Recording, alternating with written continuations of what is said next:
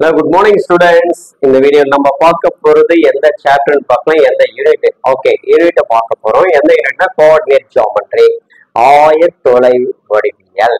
இது ஆயத்தொலைவு வடிவியல். இந்த சாப்டரை பொறுத்தவரை நம்ம கொஸ்டின் நல்லா புரிஞ்சுக்கணும், ஈஸியா ஆன்சர் பண்ணலாம்.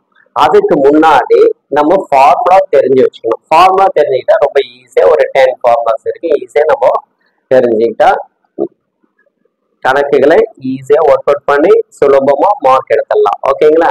வாங்க ஃபார்முலா உங்களுக்கு நான் முதல்ல சொல்லி தரேன். ஓகேங்களா? Okay, first formula distance between the 2 points. What the distance between the 2 பாயிண்ட்ஸ்னா, ஏ ஒரு லைன் இருக்கு பாருங்க, இதான் லைன், இது ஏ, இது பி. இந்த லைன் இது ஏ, இது பின்னு சொல்றோம். ஓகே, இந்த லைன் வந்து ஏன்ற லைன்ல x1, y1ன்ற பாயிண்ட் இருக்கு, பின்ற லைன் இதுல பாயிண்ட்ஸ்ல x2, y2 இருக்கு. ஓகே, இந்த டிஸ்டன்ஸ், இந்த ரெண்டுத்துக்கு இடைப்பட்டு உள்ள தூரத்தை எப்படி கண்டுபிடிக்கிறது என்றதான் ஃபார்முலா. அப்ப d = square root of x2 minus x1 whole square plus y2 minus y1 whole square. Okay, formula புரியுது இல்லைங்களா? x2 minus x1 whole square plus y2 minus y1 whole square, that means square root of. Okay, அதாவது இரண்டு புள்ளிகளுக்கு இடைப்பட்ட தூரத்தை கண்டுபிடிக்க formula என்ன? d = square root of x2 minus x1 whole square plus y2 minus y1 whole square. Okay பிள்ளைகளா, இப்ப நல்லா புரிஞ்சுட்டு இருக்க, மெமரியும் ஆயிட்டு இருக்கும். ஓகே, ரெண்டாவது formula the midpoint of line segment. midpoint of lines, இதுதான் ஒரு லைன் கன்சிடர் பண்ணுங்க. இந்த லைன்ல இந்த பெண்ணுக்கு இடையில சென்டர்ல இருக்குல்ல, இதுதான் மிட் பாயிண்ட், நடுப்புள்ளி. இந்த நடுப்புள்ளியை கண்டுபிடிக்கிறதுக்கு ஃபார்முலா என்னன்றதா இது ஃபார்முலா தான் நம்ம சொல்ல போறோம். கோட்டு தூண்டின் நடுப்புள்ளி, இன்னொரு கோட்டு துண்டு. இந்த நடுப்புள்ளி x1 plus x2 by 2, x1 plus x2 by 2, y1 plus y2 by 2. அது என்ன சார் x1 பிளஸ் x2? பாயிண்ட்ஸ்ல கொடுத்துருவாங்க, x1 என்ற ஒரு பாயிண்ட், y1 என்ற ஒரு பாயிண்ட். அடுத்து x2, y2ன்றது, x2ன்றது ஒரு பாயிண்ட், y2ன்றது ஒரு பாயிண்ட். இதுல நம்பர்ஸ் கொடுத்திருந்தாங்கன்னா முதல்ல வரக்கூடிய நம்பர் x1 ஆகும், இரண்டாவது வரக்கூடிய நம்பர் y1 ஆ கன்சிடர் பண்ணோம். அதே போல ரெண்டாவது இந்த முறையில் இருக்கக்கூடிய எதிர் பாயிண்ட்ல இருக்கக்கூடியது x2, y2. அந்த x2ன்றது முதல் புள்ளி, y2ன்றது இரண்டாம் புள்ளி. அதுதான் நம்ம இங்க x1 பிளஸ் x2, இந்த x1 என்ற பாயிண்டையும் x2 என்ற பாயிண்டையும் கூட்டி 2ஆல டிவைட் பண்ணணும், 2ஆல டிவைட் பண்ணணும். அதே போல y1 plus y2 divide by 2, y1 என்ற புள்ளியையும் y2 என்ற புள்ளியும் இரண்டையும் கூட்டி அதை ஏதாவது டிவைட் பண்ணோம், 2ஆல டிவைட் பண்ணா mid point of the line segment, நடுப்புள்ளி கிடைக்கும், மிட் பாயிண்ட். ஓகே, மூன்றாவது point centroid of the triangle. Centroid ஒரு முக்கோணத்தினுடைய நடுக்கோட்டு மையம். ஒரு இதெல்லாம் நம்ம 9th நம்ம படிச்சிருக்கிறோம் ஓரளவுக்கு, அதை ரீகால் பண்றதா இந்த புள்ளிகள் நம்ம இங்க 10th வருது. Okay, centroid of a triangle, நடுக்கோட்டு மையம். இப்போ 3 புள்ளிகள் இருக்கும். அந்த இப்போ ட்ரையாங்கிளுக்கு வந்து 3 வெர்டிசஸ் இல்லையா? அப்போ 3 வெர்டிசஸ் கொடுத்தா அப்போ 3 புள்ளிகள் இருக்கு, x1 y1, x2 y2, x3 y3 என்ற 3 புள்ளிகள் இருக்கும். இந்த 3 புள்ளிகளுக்கும் எப்படி நடுக்கோட்டு மையம் கண்டுபிடினா, x1 plus x2 plus x3 by 3, x1 plus x2 plus x3 by 3, y1 plus y2 plus y3 by 3. 3 புள்ளிகள் இருந்தா 3ஆல டிவைட் பண்ணுங்க. 2 புள்ளி கொடுத்தா, ஒரு லைன் கொடுத்தா 2 புள்ளி தானே வருது, அப்ப 2ஆல டிவைட் பண்ணும் போன இது வாய்ப்பாடுல. ஓகேங்களா? இதுல 3 புள்ளிகள் இருக்கனால 3த்தையும் கூட்டி 3ஆல டிவைட் பண்றோம். அடுத்த y1 plus y2 plus y3, இந்த 3 புள்ளிகளை கூட்டி 3ஆல டிவைட் பண்ணா சென்ட்ராய்டு ஆஃப் த ட்ரையாங்கிள் கிடைக்கும். ஓகேங்களா? இப்ப 3 இதோ படிச்சோம். நான்காவது என்ன? Area of triangle. Area of ட்ரையாங்கிளுக்கு என்ன ஃபார்முலானா, ஆஃப் x1. இப்ப ஏரியா ஆஃப் ட்ரையாங்கிளுக்கு 3 வெர்டிசஸ் இருக்கு இல்லையா? 3 புள்ளிகள் கொடுப்பாங்க. ஏரியா ஆஃப் ட்ரையாங்கிள்னா 3 புள்ளிகள் இருக்கும். அந்த 3 புள்ளிகளுக்கு ஃபார்முலா நல்லா பாருங்க. Of x1 x2 x3 x1 எழுதிங்க. அதுக்கு கீழே y1 y2 y3 y1 எழுதிட்டோம். இப்போ இதுக்கு கீழே எப்படி எழுதிருப்போம்? ஆஃப் x1யும் y2யும் மல்டிப்ளை பண்ணோம். x1 என்ற புள்ளியையும் y2 என்ற புள்ளியையும், அதான் நம்பர் வந்திருக்கும், அந்த நம்பர்ஸ் நம்ம மல்டிப்ளை பண்ணுவோம். x1 y2. அடுத்தது x2 பிளஸ் போடுங்க, x2 y3, x3 y1 plus. Okay, இது மைனஸ் மைனஸ் இந்த y2ன்றது x1க்கு மாறும்.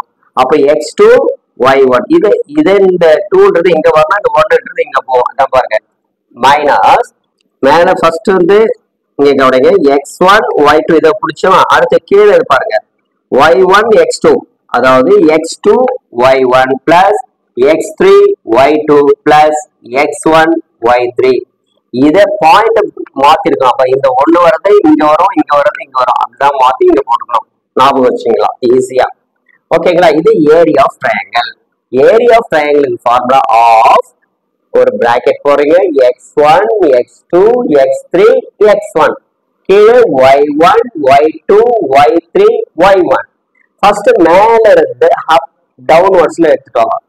அப்ல இருந்து டவுனுக்கு x1 y2, x1யும் y2யும் மல்டிப்ளை பண்ணுங்க. அடுத்து கூட்டல், x2யும் y3யும் மல்டிப்ளை பண்ணுங்க, கூட்டல், x3யும் y1யும் மல்டிப்ளை பண்ணுங்க. பண்ணி இந்த மூணுத்தையும் ஆன்சரை ஆட் பண்ணிக்கங்க. மைனஸ் டவுன், கீழே இருந்து மேல எடுத்துட்டு போறோம். அப்போ மைனஸ் கீழே இருந்து மேல போறது minus x2 y1, x2 y1 plus x3 y2 plus x1 y3. இதை மல்டிப்ளை பண்ணுவோம். ஓகேங்களா, ஏன் சார் இதை இப்படி போடக்கூடாதா? y1 x2 மல்டிப்ளை பண்ணக்கூடாது, பண்ணலாம், ஆன்சர் வரும் தாராளமா. ஓகேங்களா, லாஸ்ட்ல ஸ்கொயர் யூனிட்ஸ், ஆன்சர் என்ன எழுதணும்? Square units. அடுத்தது இன்னொரு ஞாபகம் வச்சுங்க, ஏரியாவுக்கு எப்பவுமே நெகட்டிவ் ஆன்சர் வரவே வராது. நெவர், நெகட்டிவ் ஆன்சர் நெவர் வரவே வராது.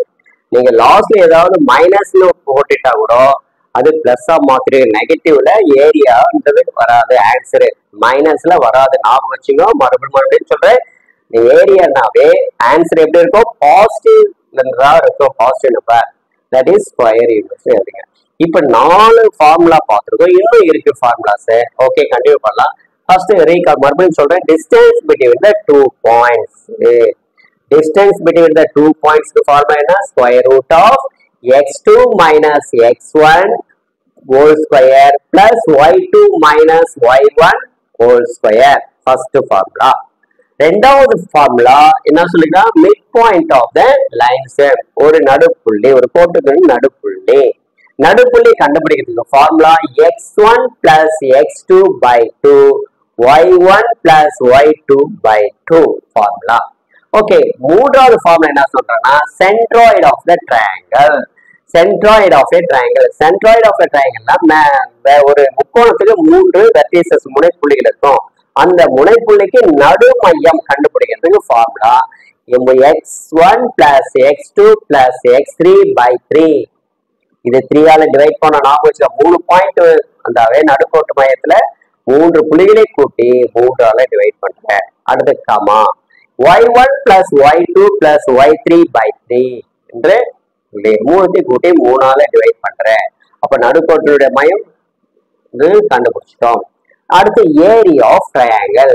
ஏரியா ஆஃப் ட்ரையாங்கிளுக்கு என்ன ஃபார்முலா? ஏரியா ஆஃப் ட்ரையாங்கிளுக்கு ஆஃப் ஒரு பிராக்கெட் போற x1 x2 x3 x1. என்ன பாருங்க, x1 x2 x3 x1 x1 x2 x3 x1. அடுத்தது கீழே பாருங்க, அடுத்த புள்ளி இருக்கு இல்லையா, y1 y2 y3 y1. Okay, இது எழுதிடுங்க. எழுதிட்டு மேல இருந்து கீழே வரணும், ஹப்ல இருந்து டவுனுக்கு. ஃபர்ஸ்ட் ஹப்ல இருந்து town of x1 y2 plus x2 plus x2 y3 x2 y3 இதை எடுத்து மல்டிப்ளை பண்றோம். x2 ஐயும் y3 மல்டிப்ளை பண்றோம் plus x3 y1. Okay, first bracket. அடுத்தது மைனஸ், இந்த மைனஸ் சைட மறக்காம போடணும். மைனஸ் கீழே இருந்து மேல போறது டவுன், அப்ப டவுன்ல இருந்து அப்புக்கு போறதா.